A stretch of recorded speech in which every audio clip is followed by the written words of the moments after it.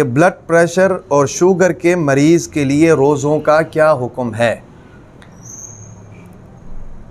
इस हवाले से सबसे पहले बात ये ज़हन में रखें कि रोज़े जो होते हैं ना जी, रोज़े सिर्फ़ इस बुनियाद पर आदमी को छोड़ने की इजाज़त नहीं है कि वो मरीज़ है, उसकी मर्ज़ की नोइयत ऐसी हो कि वो रोज़े को कंटिन्यू नहीं कर सकता है, क्योंकि उस बुनियाद पर उसके मर्ज़ के बढ़ने का अंदेशा है और उस बुनियाद पर उसको जान से जाने का अंदेशा है, उस बुनियाद पर उसको जिस्मानी नुकसान का अंदेशा है। तो ऐसी सूरत में शरीयत ने रोज़े को छोड़ने का हुक्म दिया है।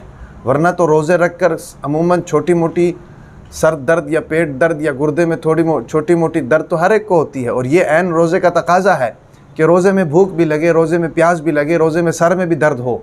और रोज़ा रखने का हुक्म तो दिया ही इसलिए है, लअल्लकुम तत्तक़ून, ताकि तुम तक़वा इख्तियार करो, देखा जाए कि भाई तुम कितना अमल कर सकते हो। रोज़ा रख कर जनाब कितना मेरे इस हुक्म पर अमल कर सकते हो, ये रोज़े का ऐन तकाज़ा है।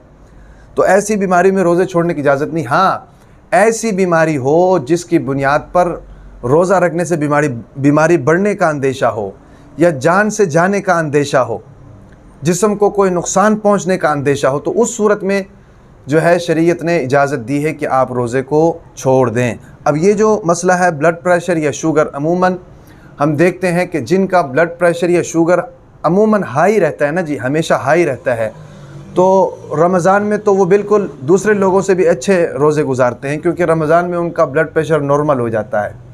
खाते पीते नहीं तो ब्लड प्रेशर नॉर्मल हो जाता है, शुगर लेवल उनका नॉर्मल हो जाता है। हमारे वालिद साहब को शुगर की बीमारी थी, ब्लड प्रेशर भी था। वो रमज़ान में बहुत बेहतरीन तरीके से गुजारते थे। उसकी वजह भी यही थी कि आम दिनों में उनका ब्लड प्रेशर या उनका शुगर हाई रहता था, तो रमज़ान में चूँकि रोज़े की वजह से खाना पीना बंद हो जाता था, तो शुगर लेवल अपनी जगह पर आ जाता था, ब्लड प्रेशर लेवल अपनी जगह पर आ जाता था, तो तबीयत अच्छी हो जाती थी। हाँ, एक सूरत ये हो सकती है कि जिनका ब्लड प्रेशर या जिनका शुगर हमेशा लो रहता है, तो उनके लिए ख़तरे की बात हो सकती है कि खाते पीते दिनों में भी ब्लड प्रेशर लो रहेगा, और जब रोज़ा रखेंगे खाना पीना बिल्कुल ही बंद हो जाएगा तो मज़ीद ब्लड प्रेशर या शुगर लो होने का अंदेशा हो जाता है। तो ऐसी सूरत में उनको रोज़े को छोड़ने की इजाज़त है, लेकिन ये बात भी जहन में रखें कि अगर उन दिनों में रोज़ा छोड़ दिया तो फिर बाद में उस रोज़े की क़ज़ा करना ये वाजिब है। सर्दियों के दिनों में या छोटे दिनों में कि दौरानिया कम हो जाए, रोज़ा पूरा हो जाए, तो रोज़े की क़ज़ा करना उनके ज़िम्मे वाजिब है।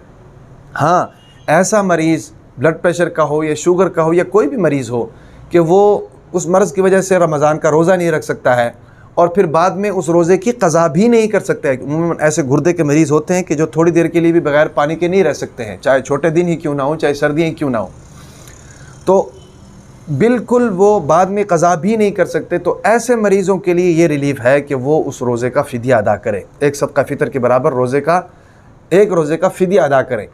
इस सूरत में भी ये बात जहन में रखें कि अगर ऐसा मरीज़ जो अपने क़ज़ा रोज़ों का फ़िदिया अदा कर रहा है, ज़िंदगी के किसी अय्याम में जाकर वो तंदुरुस्त हो जाता है, तो जो रोज़े छूटे होते हैं उनकी क़ज़ा करना शुरू कर दे, वो उनकी क़ज़ा करे।